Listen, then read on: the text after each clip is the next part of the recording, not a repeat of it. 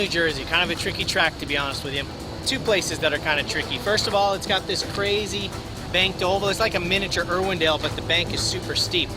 So when you drive into that first oval, it's really, really difficult to get the back bumper right up next to the wall early on.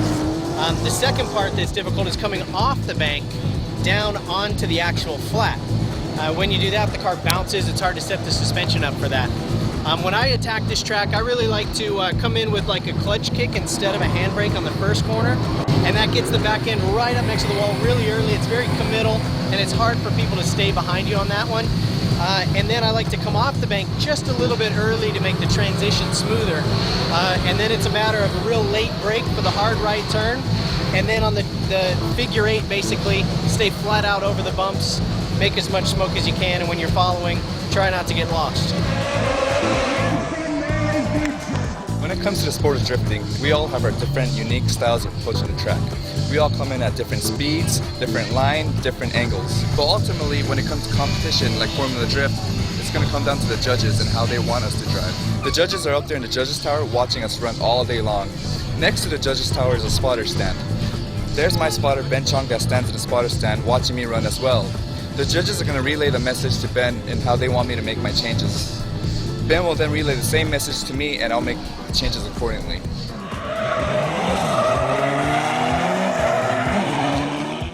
So we know what the judges are looking for, we know what feels good from the driving seat. It's time basically to go do your worst and see what happens.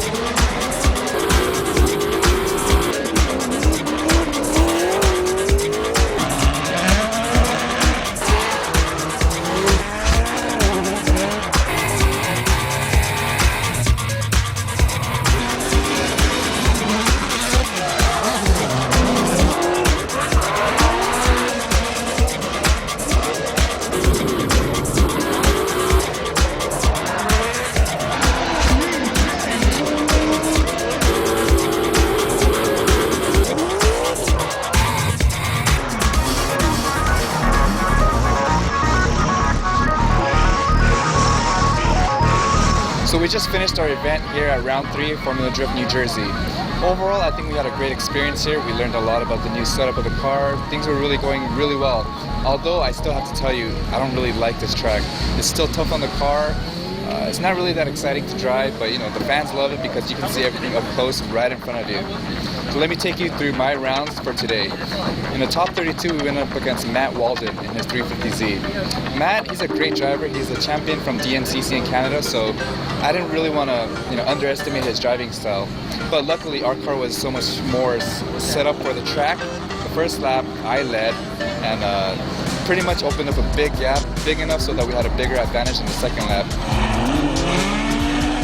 The second lap going in, I knew he was kind of a little low on speed, so I had to be aware that if I catch up to him too quick, I might straighten out and lose a round. So what I did with the straightaway was open up a little gap, and as soon as we hit the bank, I caught up to him, but I caught up too quick to the point where I almost straightened out, and at that point I was like, oh shoot, what do I do? So I just kind of gave it a little bit more power by kicking the clutch, and I was able to prevent the straightening up from happening. In the round of 32, which is always a really stressful one, I had Cyrus, which he's in an S13.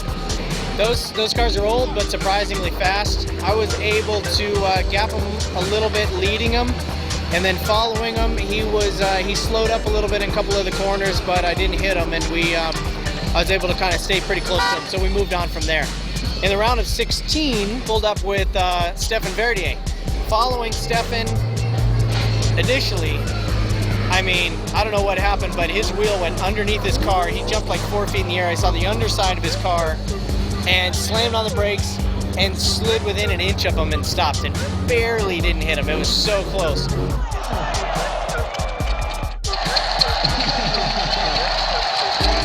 Yeah, there's a wheel right there, so,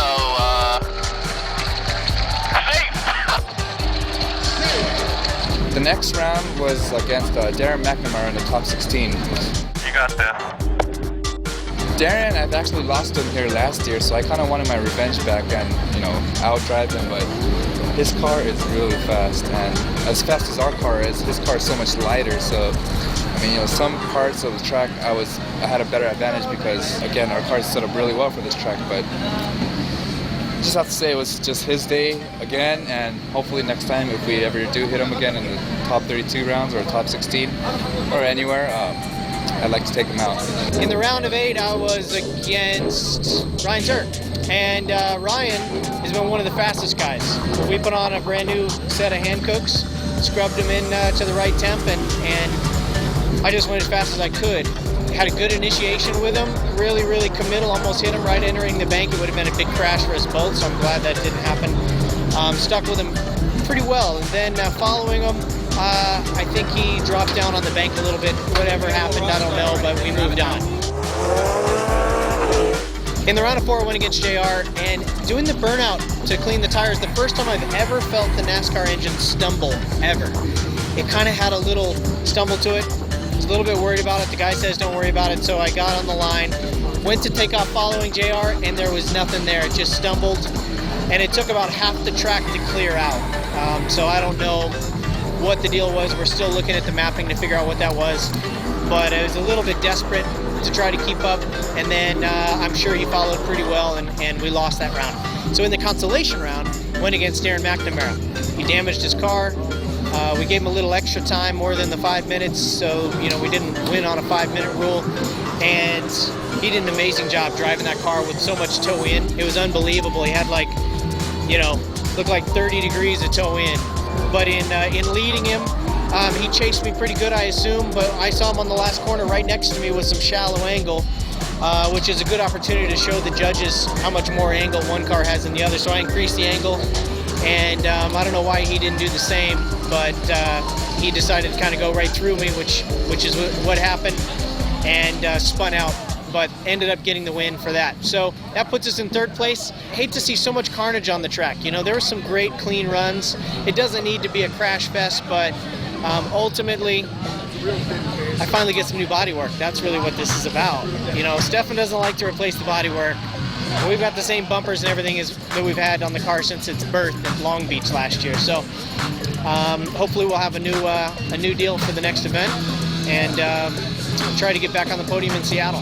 Overall, I think things went really well, and we learned a lot about the car, and we need to make a lot of changes before round 4 Seattle. So we're going to make those changes, come back even stronger, faster, and hopefully be on the finals or even on the top with Santa Faust. That'll be cool. So we'll just try to kind of carry the momentum and shoot for a podium spot in Seattle. But in the meantime, if you want to ask Gushi or I any questions, or you want to see any of the videos, we've got a lot of cool footage on the cars, just go to scionracing.com and we'll see you there.